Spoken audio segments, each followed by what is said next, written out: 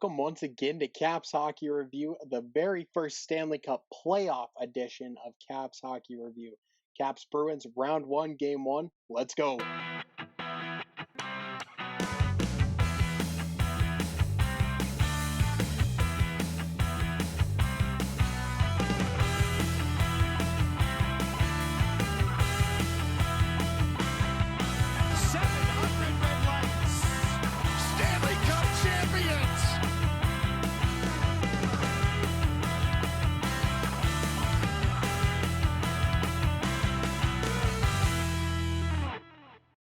And off we go, Caps Hockey Review underway once again. Well, Stanley Cup playoffs, round one, game one, Caps Bruins. We all thought it would be a nasty series, and it definitely looks that way after game one. The Caps and Bruins combined for 92 total hits in one game. 51 for the Caps, 41 for the Bruins. To out-hit the Bruins, that's a pretty big accomplishment. The Bruins don't get out-hit very often. Anyway, as far as hits go in this series, I would not want to be a team trainer or a massage therapist for either of the teams. They're going to be real busy this series especially. So I believe this will be more of a kind of a battle of attrition. I mean, I fully expect this series to go 7 games. The Caps pulled it out tonight in overtime. Very thrilling game, very fun game to watch. But the Bruins are going to have an answer. If the Caps come out and sweep this series, great. But I fully expect to see a 7-game series in this one. Digging into a couple things in this game, I felt the Caps were really good first period. They really controlled the pace. They controlled the puck, outshot the Bruins heavily, out-hit them. They did really well in the first period. Of course, Tom Wilson, everybody's favorite guy to hate these days, gets the Caps on the board very quickly. Nice little give and go play between him and TJ Oshie got the Caps off on the right foot. The Bruins would tie the game a few minutes later on a play that certainly is going to be more about what happened to Vitek Vanacek aside from letting in a goal on that play. He goes down, hits the splits hard on that play, and it looks like when his weight came down on him, on his legs, probably a groin strain or a groin injury of some sort. That was a hard split for Vanacek there. He left the game after that and did not return. Phoenix Copley would actually get dressed and serve as the backup to Craig Anderson. Now, being a sports guy, I love stories in sports. And for the Caps in this one, the 40-year-old goaltender acquired in the offseason to basically be your third guy, plays 4 games all regular season, comes in the playoffs and delivers when it matters most. 21 saves on 22 shots.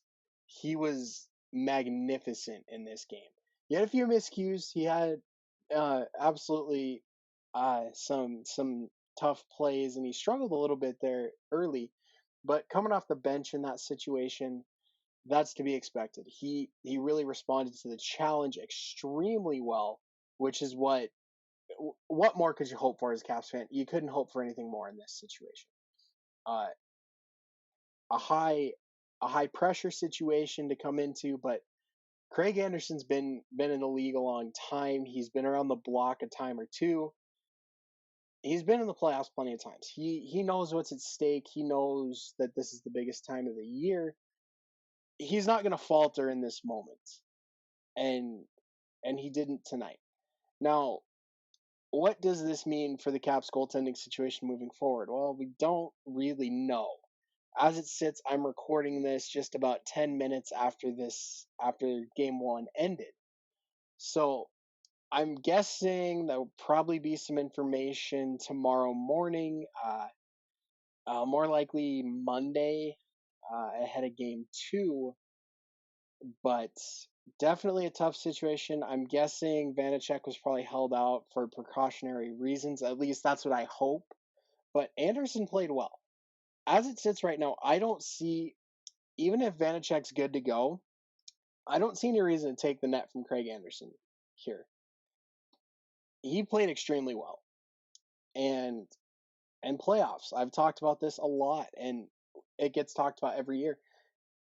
Playoff hockey, especially goaltending wise, you stick with the hot hand, and Craig Anderson's the hot hand right now. That may change, and it may not. But for right now, I'd say I think Craig Anderson has to be the man for at least the moment. Uh, this brings up also the situation with Ilya Samsonov. Still has not played since being placed on suspension by the team. He was placed in COVID protocol. I believe he is now off. Evgeny Kuznetsov is still on protocol. It came out from the Washington Post just shortly after the game started that one individual, they would not name names, one individual was tested positive for COVID-19, and another, due to close proximity, exposure, was placed on the list as well. Being that Samsonov is back and Kuznetsov is not yet, that kind of narrows it down here. This is a weird situation. Laviolette has not commented really on this situation. He was asked about it in his pregame media availability today, and would not comment any further than he already has on the Kuznetsov Samsonov debacle that it's quickly becoming. The going thought is that, and I tend to really agree with this one, Evgeny Kuznetsov will not be a Washington Capital come next season. I firmly believe he will be traded in the offseason. It sucks. I really do like Kuzi. I'm a fan. But in this situation, you're out. You're not available for the playoffs. This is the most important time of year. This is the time you need to be the most careful away from the rink. Now, if it comes out that this was an innocent happening and he wasn't doing anything he wasn't supposed to be doing, that's a different story. But from the looks of things and how it's being handled, it doesn't look like that's necessarily the case. And for Samsonov, while I don't think he's going to be traded, I really, really think he's starting to skate on some thin ice here. I mean, this is the second playoff year in a row he has not been available for the Caps. Last year, obviously due to that injury he sustained in a ATV accident, and now this year with COVID exposure. So opportunities for goalies don't just keep coming. It's up to a goalie at some point to jump up and seize the opportunity. And once again, an opportunity at the biggest time of the year is passing Samsonov by due to decisions or things he did off the ice. That's tough. That really is tough. I've said it before. I firmly believe he can be a really, really good goaltender for the Capitals, but he can't do it if he's not on the ice. So it'll be interesting to see how that plays out. I I don't think he's going anywhere. I don't think he's going to be traded or anything like that. But this is a tough situation. This is a situation where for the Caps, you're missing one of your centers, your top two centers. The center position is extremely important in hockey. Center depth means a lot, especially this time of year. And to miss Kuznetsov, you're missing obviously a center depth, but you're also missing some offensive punch.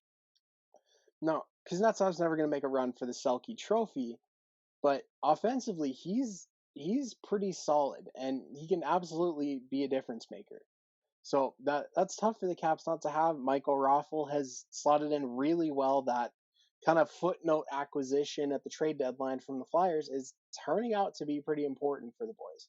So this situation is not really getting any clearer as far as Kuznetsov and Samsonov go. Maybe in the next couple days we'll get some clarity there, but I'm not going to hold my breath for that. Now back to tonight's game. Second period. Caps, the Bruins really pushed back hard, as everybody probably thought they would. Really some good zone time for the Bruins, some good chances. Craig Anderson made some big saves, had some luck swing his way, of course, on that mad scramble in front of the crease. And the one goal he let up came in the second period, but it crossed the goal line by an inch. maybe less than an inch. So that's that's not a bad goal to give up in his situation, especially. So the Caps were headed to the third period, still in control as far as shots go, and still in control as far as hits go, and we'd see that continue through the third period. They kind of turned the corner a little bit, and we saw them get a lot better in the third than they were in the second. Now, the third period, wow, they go back and forth. I mean, this isn't like the regular season where getting to the playoffs is beneficial for both teams, because it's not. There's no extra points to be had here. There's no each team gets at least 1 point here. Points don't matter now. The only points that matter are the ones that go up on the scoreboard. So getting games to overtime, it makes for exciting hockey. It makes for stressful hockey if you're somebody like me. But I would like to see some more games end in regulation for these Capitals. I don't think that's going to happen, especially this series. Like I've said, it's going to be tight. I get it out of your mind. Anybody who thinks the Caps have a chance now to sweep this series, get that out of your mind. I do not believe, not one iota in me believes the Caps will sweep this series. I believe the Boston Bruins are going to punch back hard in game 2 to try to get it even before this series heads to Boston. The Caps are going to have to defend their home ice, and it'd be great if they could grab a game in Boston. I mean, let's just say, okay, they win game 2, they go to Boston, let's say lose game 3, win game 4. You're still coming back to the district up 3-1 with a chance to close it out. That really is the best case scenario for the Caps that I can think that is somewhat realistic. Obviously, the best case would be for them to go to Boston up 2-0, grab games 3 and 4, sweep the series. But realistically, I don't think that's going to happen. So for this team tonight, I'm encouraged by what I saw. I make it my mission every year as being a Caps fan, and really, really a die-hard Caps fan, but not to get too emotionally invested in this team. They have a bad history of not coming up as big as they need to in the biggest moments. So I really, really try not to get too invested. Every year that does not happen. I was all in for these guys tonight. I was so excited when they won. I was so nervous all through that brief overtime period. I'm all in on this team, and I think they really, really made a good showing tonight. Now, moving forward, we need to see more of the same. As far as hits, shots go, that's what we need to see. There aren't too many teams in this league that out hit the Boston Bruins. The Caps need to keep on it. That's where you're going to beat this team. If you win the physical battle, you're probably going to win the battle on the scoreboard as well. So it's going to be a matter of sticking with it, realizing this is going to be a long series in all likelihood, and it's going to be a physical series. 92 hits in one game between both teams. That's a lot. You don't see hit numbers like that too much in this age of the NHL. So more hits, keep it up. More shots too. More zone time. The Caps, when they do get extended zone time in the Bruins end, they look really good. They're moving the puck around well. They're getting the puck to the front of the net. That's hugely, hugely important, especially late in games. We saw with the overtime goal with TJ Oshie. It's a one-time feed from Wilson. Yes, it's a hard shot, but especially in that situation in sudden death, getting the puck to the net's never a bad play. And we saw it took a crazy, crazy bounce off Rask, kind of the spin on the puck as it hit the ice, propelled it into the net. Maybe Rask's pad kind of knocked it in a little bit too. But the Caps had some luck on their side tonight. And we always talk about you need a little luck to help you win the cup. So maybe this is a sign of things to come. I hope it is. And you never know. You never know. 15 of 16 NHL writers for NBC Sports picked the Boston Bruins to win this series. There is little faith out there for the boys from the district. Not too many people rocking the red, but I can tell you, I am. And I think every other Caps fan out there should too, because This team looks good. If nothing else, I hope this team makes a big run for Z, for Anderson, for these guys who may not be here next year, may decide to call it a day. Who knows? So hopefully they can keep on this track. They got off to a really good start. Alex Ovechkin. I've gotten this far into this video, this little discussion here, and I haven't touched on Alex Ovechkin. Put up an assist tonight. We thought he had a goal. It turned out to be Brendan Dillon's goal. But the hits, I mean, he's flying out there, skating, hitting. I mean, he looks like he did when he was 25. He's running through everything in a white jersey tonight that had a pulse. That's the captain setting the example, and everybody followed suit. Ovechkin playing like that should be all the spark this team needs. To see your captain at 36 years of age flying around and hitting everything in sight, everybody else should just be following suit. And Chara was doing the same thing. If the two oldest guys on the team can do it, nobody else has any excuse. So great showing by Alex Ovechkin. Tom Wilson, goal, assist on the game winner. Man, Tom the Bomb, big game Tommy. I like it. I really, really do. TJ Oshie, game-winning goal. So some big names stepping up for the Caps, getting some big plays. Michael Raffl was really good. Connor Sherry was really good. Anthony Mantha had some pretty good shots. There's a lot to like right now. Now, this is one game.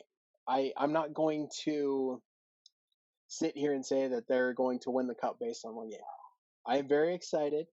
I think if they can replicate what they did tonight and keep doing it against this Boston team, they should make it to the second round. Now, Monday, game 2 coming up on Monday. Goalie wise, we don't know. Kuznetsov wise, we don't know. I don't know if we're going to see Kuz again this year, even after he's off protocol. I mean, Laviolette is not happy at all with this situation, and he shouldn't be. And it doesn't sound like Caps management is any happier.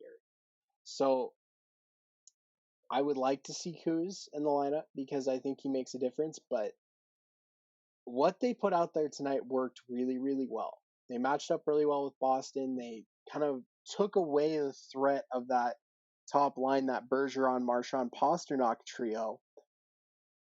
And maybe a little more grit's the answer against this team. They still have some scoring punch, but, maybe a little grit, maybe a little sandpaper is the key here. We'll find out, though. Game 2. Let's forget game 1 here. Game 2. Game 2 is now the biggest game of the year. I'm very excited. I think every other Caps fan should be. Let's see what happens. But I'm all in for these guys.